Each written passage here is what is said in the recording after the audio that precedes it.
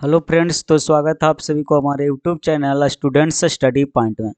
आज हम लोग क्लास 10th का संस्कृत का हम ऑब्जेक्टिव क्वेश्चन और सब्जेक्टिव क्लास 10th संस्कृत का ऑब्जेक्टिव और सब्जेक्टिव दोनों सब्जेक्ट का हम लेकर के आ जाए हैं। देख सकते हैं VVI ऑब्जेक्टिव क्वेश्चन, जो कि आपको कुछ यहाँ पे ऑब्जेक्टिव क्वेश्चन मिलेंगे और कुछ सब्जेक्टिव क्वेश्चन भी आप लोग को मिलेंगे। जैसे कि देख सकते हैं, उतना ऑब्जेक्टिव कंप्लीट होने के बाद आपको सब्जेक्टिव क्वेश्चन भी इस वीडियो में हम आप लोग को लिए ले करके आ चुके हैं। तो देखते हैं कि क्वेश्चन क्या क्या है, इसका आंसर क्या होने वाला है, टोटल बारीकी से देखेंगे। और अगर कोई भी स्टूडेंट्स चैनल पे नए आए हो तो चैनल को सब्सक्राइब करके बेल आइकन को प्रेस करें, क्योंकि नेक्स्ट वीडियो आपको सबसे पहले पहुंचे, इसीलिए चैनल को सब्सक्राइब करके बेल आइकन तो प्रेस करना पड़ेगा। और ये जो PDF है आपको बिल्कुल फ्री में दे दिया जाएगा। बस इस पे व्हाट्सअप कीजिए 7970920693 पे। आप व्हाट्सअप करके इस PDF को बिल्कुल फ्री में ले सकते हैं। तो यहाँ जो क्वेश्चन नंबर 1 क्या कहता है कि उपनिषद के रचनाकार कौन है। तो उपनिषद का रचनाकार कौन है, तो महर्षि वेदव्यास, ऑप्शन ए। फिर नेक्स्ट क्वेश्चन की बात बोले कि मंगलम पाठ के रचनाकार कौन है, तो मंगलम पाठ की रचनाकार भी है जो कौन है, तो महर्षि वेदव्यास ही है। थर्ड क्वेश्चन नंबर देख सकते हैं, मंगलम पाठ में कितने मंत्र संकलित है। तो मंगलम पाठ में पूरे 5 मंत्र संकलित है। कितने मंत्र, तो 5 मंत्र संकलित है।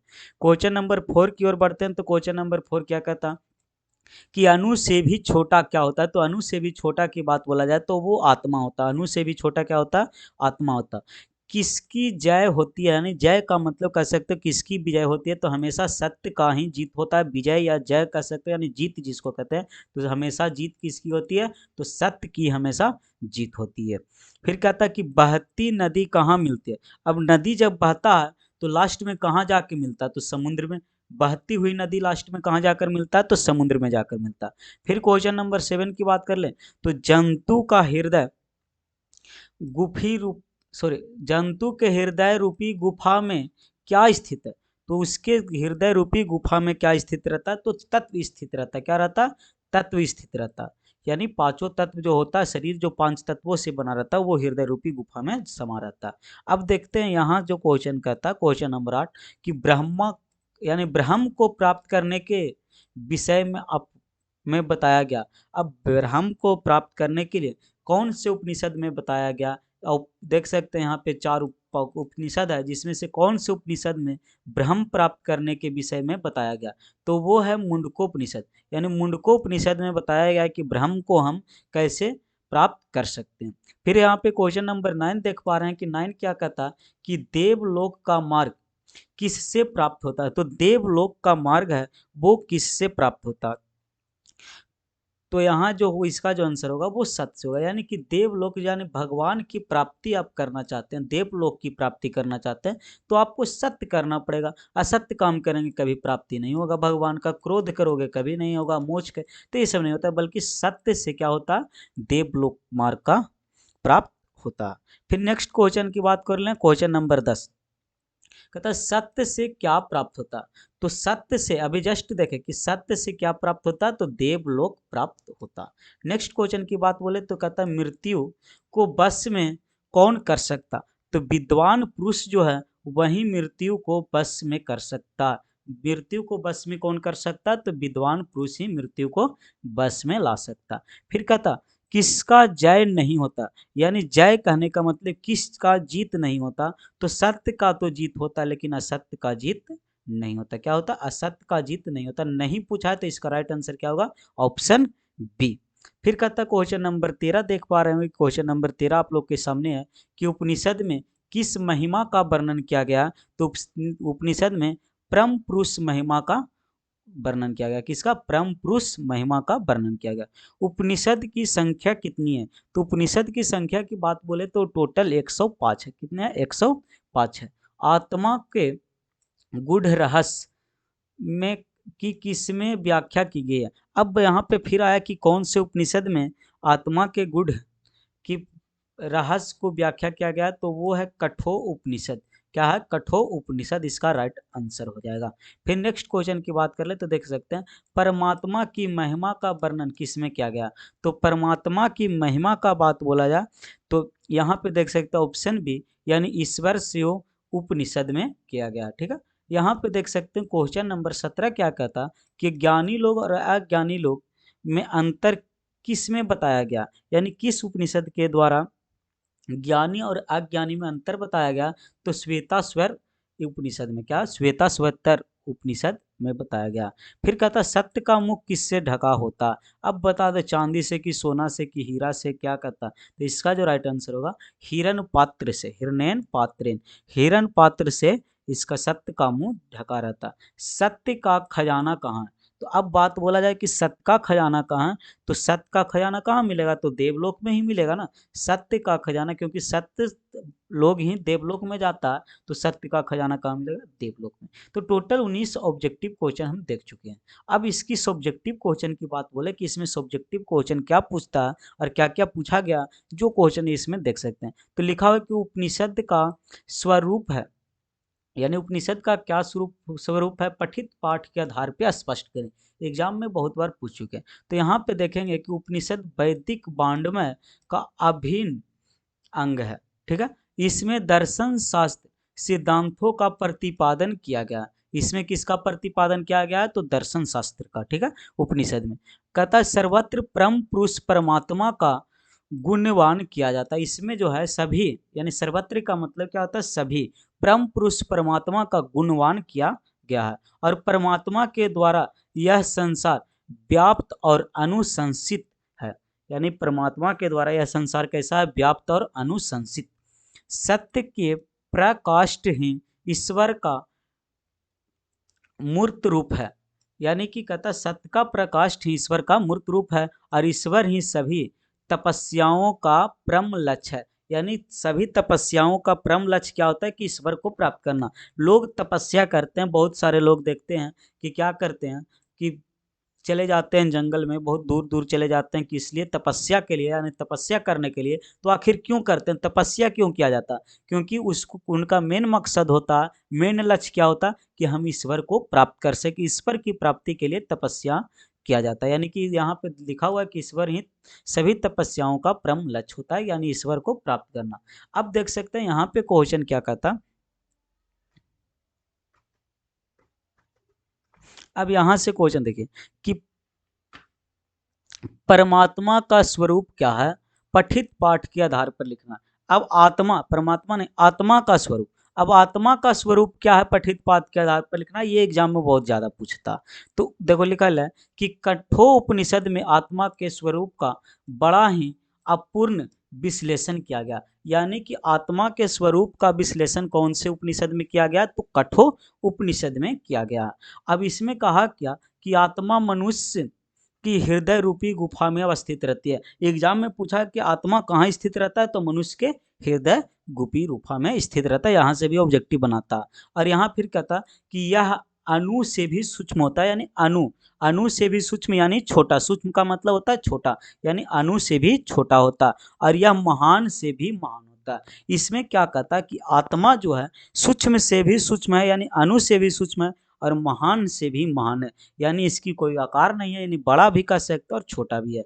इसका क्या कहता, फिर कहता इसका रहस्य समझने वाला सत्य का अन्वेषण करता है, वह सोकर हित होता है, सोकर हित होता। कहने का मतलब है कि इसके रहस्य को जो समझता है, आत्मा के रहस्य को समझता है, वो क्या कहता है, सत्य का अन्वेषण करता है। क्योंकि जो इसको समझता है आत्मा के स्वरूप को, तो वो आत्मा कहाँ स्थित रहता, तो देख सकते हैं मनुष्य की हृदय रूपी गुफा में रहता, और उस सत्य के लिए ही रहता। तो अब यहाँ पे बता सकते हैं कि इसका क्या कहता है, इसके रहस्य को जो समझेगा वो सत्य काम करेगा, क्योंकि सत्य करने से क्या होता, देवलोक में जगह मिलता। अब यहाँ पे बात ये आया कि क्वेश्चन नंबर 3 कि मंगलम पाठ के 5 वाक्य में परिचय दे। यानी पूरे मंगलम पाठ है, मंगलम पाठ थोड़ा सा लंबा है, लेकिन उसको मात्र 5 वाक्य में उसके परिचय को देना, जिससे हम मंगलम पाठ को समझ सके। देखो यहाँ पे लिखा कि इस पाठ में 4 मंत्र क्रमशः है, यानी इस पाठ में कितने मंत्र है, 4 मंत्र। एक है ईश्वास, कंठ, मुंडक और श्वेतावतर। ठीक है, श्वेताश्वेतर। अब नामक उपनिषद में विशुद्ध आध्यात्मिक ग्रंथों के रूप में उपनिषदों का महत्व है। यहाँ पे कहता है कि इस पाठ में 4 मंत्र है, एक ईश्वासर है, कंठ है, मुंडक है, श्वेता श्वेतर है। ये मतलब कहने का मतलब 4 उपनिषद का इसमें इस ग्रंथ में क्या क्या महत्व दिया गया। इन्हें पढ़ने पर परम सत्ता की प्राप्ति के प्रति श्रद्धा उत्पन्न होती है। यानी इसको अगर पढ़ते हैं, इस चारों ग्रंथ को पढ़ते हैं, उपनिषद को पढ़ते हैं, तो इसको पढ़ने से क्या मिलता है हमको कि परम सत्ता यानी परम सत्य, यहाँ पे कह सकते हैं कि परम सत्य की प्रति श्रद्धा होती है। यानी सत्य बोलने की श्रद्धा अंदर से उत्पन्न होती है। सत्य के अन्वेषण की प्राप्ति होता है, यानी सत्य बोलने का, सत्य अन्वेषण की प्रवृत्ति होती है। फिर क्या कहता, आध्यात्मिक खोज की उत्सुकता होती है। फिर कहता उपनिषद ग्रंथ विभिन्न वेदों से भी संबंध है। यहाँ पे सब 5 लाइन इस लेसन से लिया गया। ठीक है, अब यहाँ पे कहता कि महान लोग संसार रूपी सागर को कैसे पार करते हैं, यानी संसार रूपी सागर को महान लोग कैसे पार करेंगे। तो देखो लिखा हुआ है कि श्वेताश्वर उपनिषद में ज्ञानी लोग और अज्ञानी लोग के बीच में अंतर बताया गया है। और अंतर बताते हुए महर्षि वेद व्यास कहते हैं कि अज्ञानी लोग अंधकार स्वरूप और ज्ञानी लोग प्रकाश स्वरूप है। यानी कि जो भी लोग अज्ञानी है वो अंधकार स्वरूप, यानी उसके मन में हमेशा क्या होगा, कुछ गलत सा ही दिखेगा।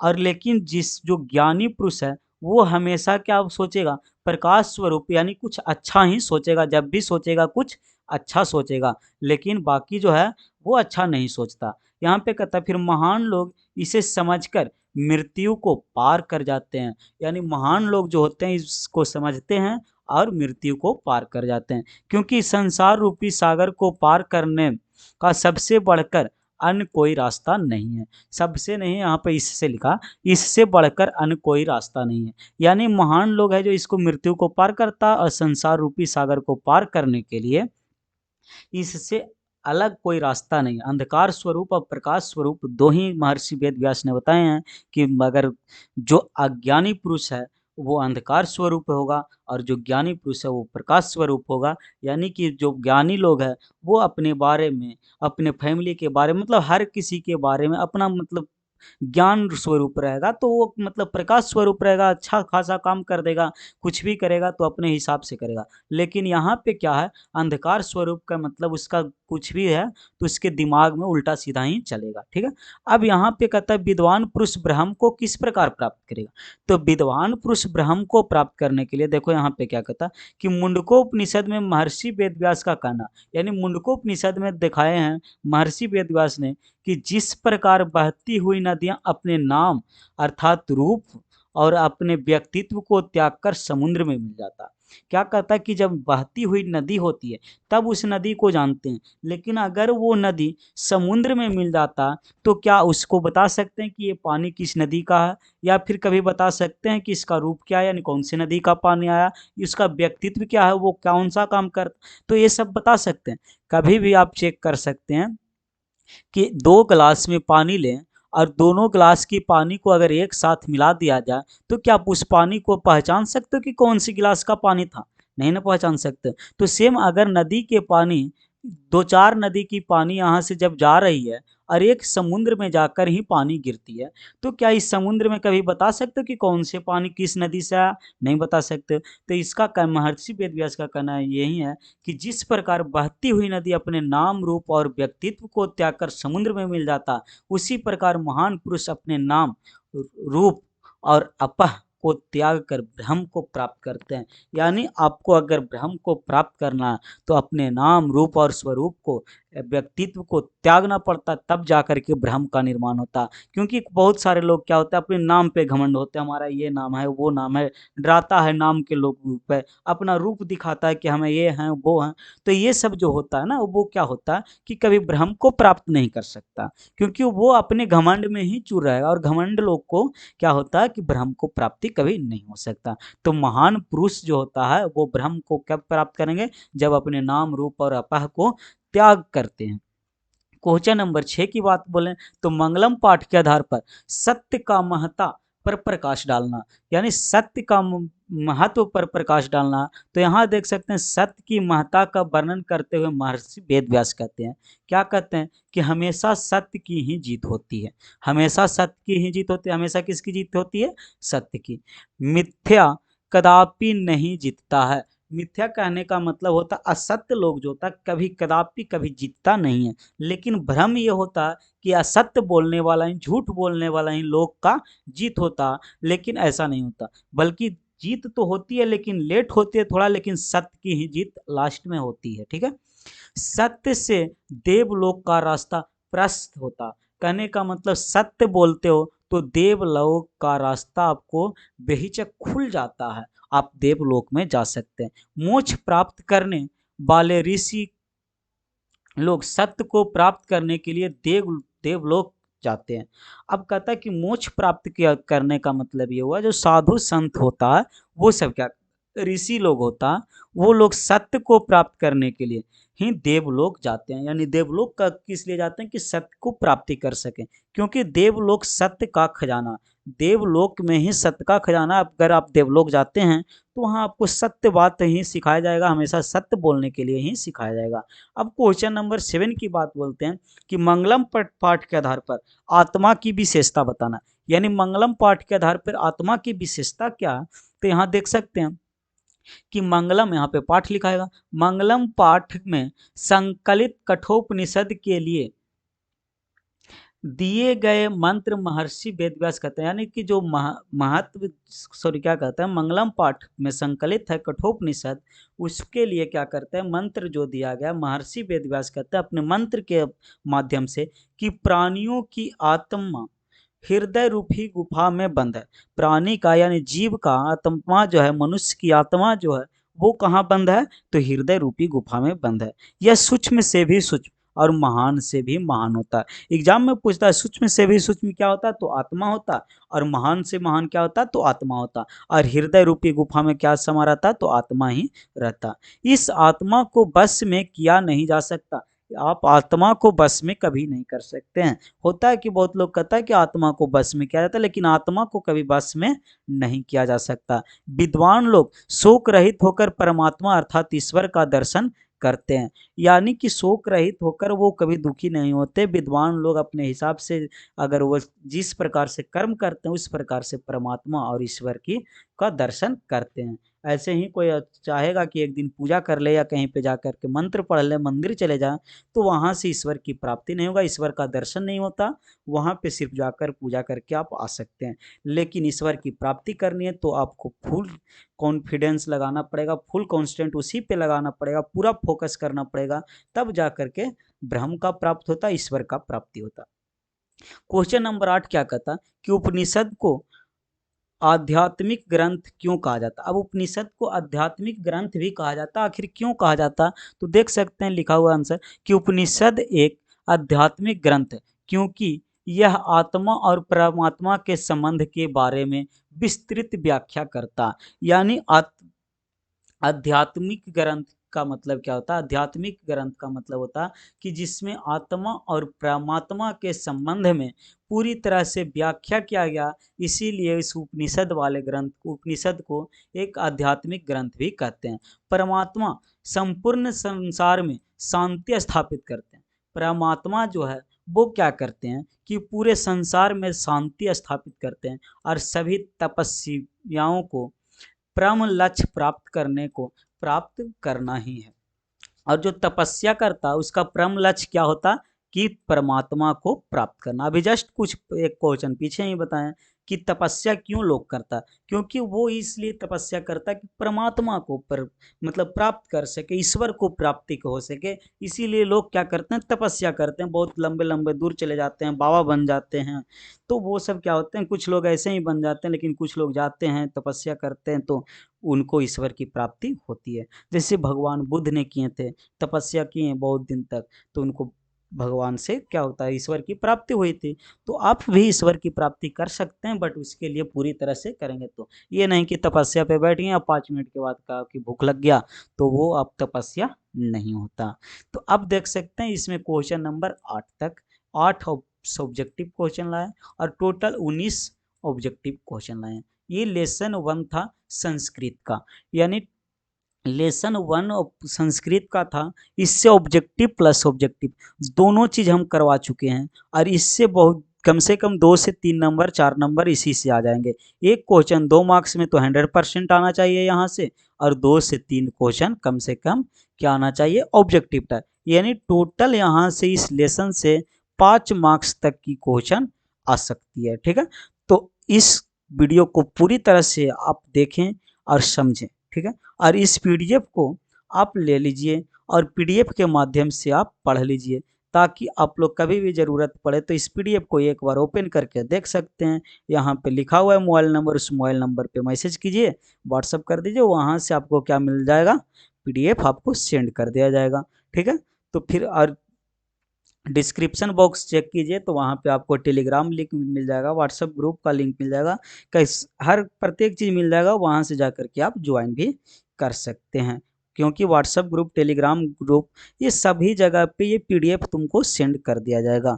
अब जो नहीं अभी तक जुड़े हैं वो जल्द से जल्द जुड़े और चैनल को सब्सक्राइब करके बेल आइकन को प्रेस करें। और फिर मिलते हैं नेक्स्ट वीडियो में आप लोग के साथ।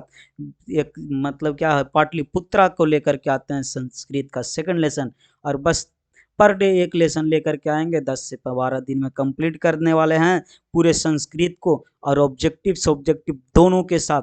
तब फिर मिलते हैं, बाय बाय, टेक केयर। पूरे 99 इस बार 95 संस्कृत में ना हुआ तो हमको बोलना। ग्रामर के साथ भी आएंगे, सहचर के साथ भी आएंगे, अभी सिर्फ और सिर्फ बुक के साथ आप लोग के लिए आ रहे हैं। तब तक फिर मिलेंगे नेक्स्ट वीडियो में। Bye bye. अगर चैनल पे आए हो नए तो चैनल को सब्सक्राइब करें, बेल आइकन प्रेस करें।